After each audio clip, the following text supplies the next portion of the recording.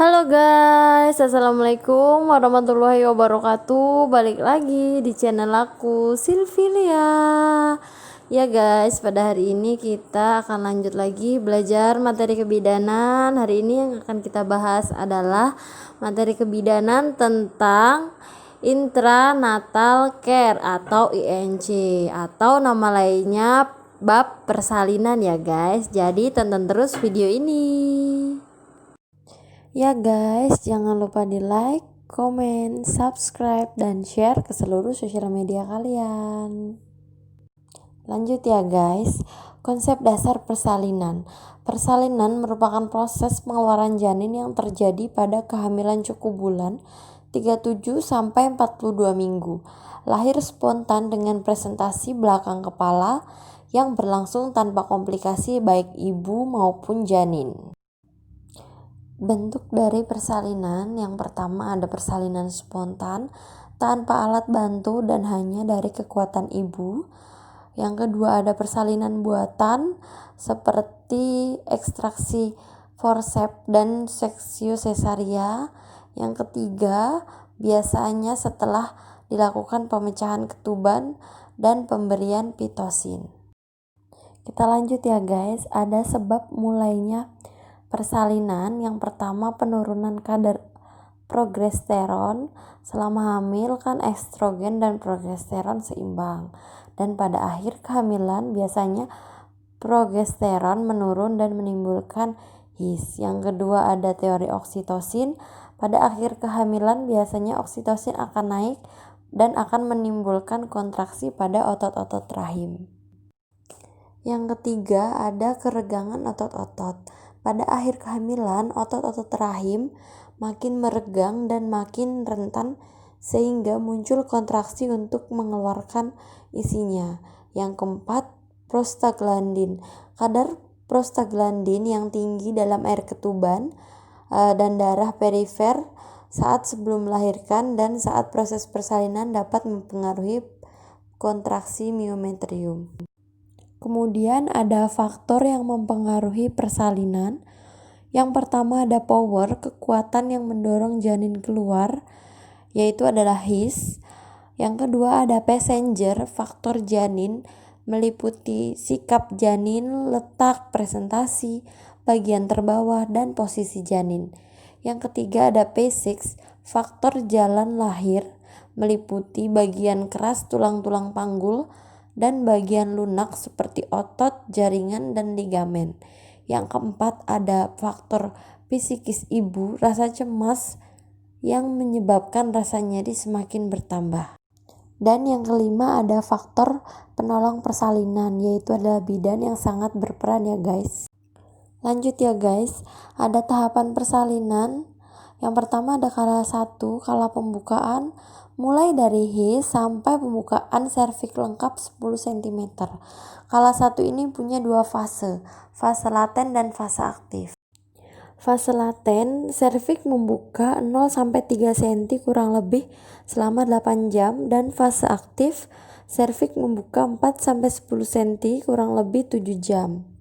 Dan 3 fase dalam kala 1, akselerasi, dilatasi, dan deselerasi. Lamanya kala 1 primi kurang lebih 12 jam dan pada multi kurang lebih 8 jam. Kala 2, kala pengeluaran dimulai dari pembukaan lengkap sampai bayi lahir. Kala 3, kala uri mulai dari bayi lahir sampai lahirnya plasenta kurang dari 30 menit. Dan kala 4, kala nifas dimulai dari lahirnya plasenta sampai 2 jam postpartum. Nah, tujuan dari asuhan persalinan adalah memberikan asuhan yang memadai selama proses persalinan dalam upaya mencapai pertolongan persalinan yang bersih, aman, dengan memperhatikan aspek sayang ibu dan bayi. Ya guys, kita lanjut ya. Tanda-tanda persalinan yang pertama, timbulnya HIS persalinan. Nyerinya biasanya melingkar dari punggung ke perut bagian depan bawah. Biasanya nyerinya akan teratur dan makin lama makin sering dan makin kuat. Kalau dipakai jalan biasanya akan tambah kuat. mempunyai pengaruh pada pendataran dan pembukaan serviks. Yang kedua ada keluar lendir bercampur darah dari jalan lahir. Dengan pendataran dan pembukaan, lendir dari kanalis cervicalis keluar disertai dengan sedikit darah. Sebab perdarahan yaitu lepasnya selaput janin pada bagian bawah, segmen bawah rahim hingga beberapa kapiler-kapiler terputus. Yang ketiga, keluar cairan ketuban dari jalan lahir. Terjadi jika selaput ketuban sudah pecah atau sudah robek. Ketuban ini pecah biasanya pembukaan lengkap atau hampir lengkap. Nah guys, 5 benang merah dalam asuhan persalinan.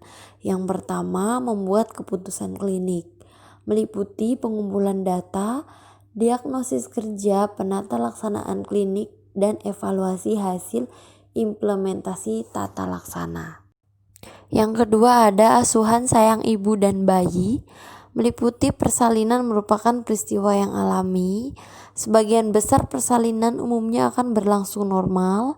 Penolong memfasilitasi proses persalinan, tidak asing, bersahabat, rasa saling percaya. Yang ketiga ada pencegahan infeksi, meliputi kewaspadaan dasar mencegah infeksi, terus proses pencegahan infeksi dan aplikasinya dalam pelayanan, terus budaya bersih dan aman lingkungan.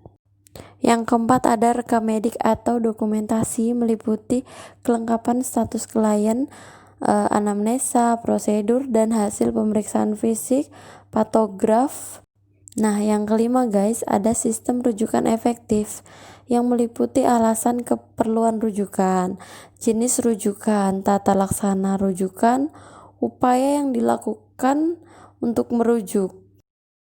Ya guys, yang terakhir ini juga penting, peranan bidan. Yang pertama, mendukung ibu dan keluarga selama proses persalinan, membuat diagnosa, menangani komplikasi yang muncul dengan pemantauan ketat.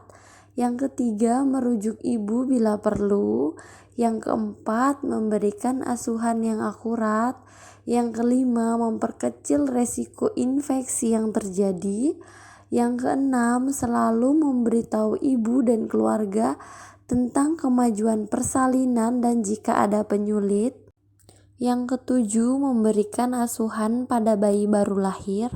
Yang kedelapan, membantu ibu untuk IMD atau inisiasi menyusu dini.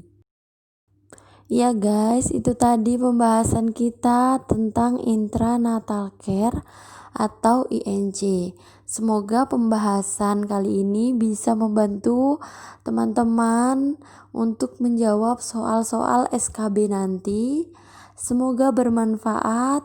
Please jangan lupa like, komen, subscribe, dan share ke seluruh sosial media kalian. Terima kasih sudah nonton video aku. Wassalamualaikum warahmatullahi wabarakatuh. Bye-bye.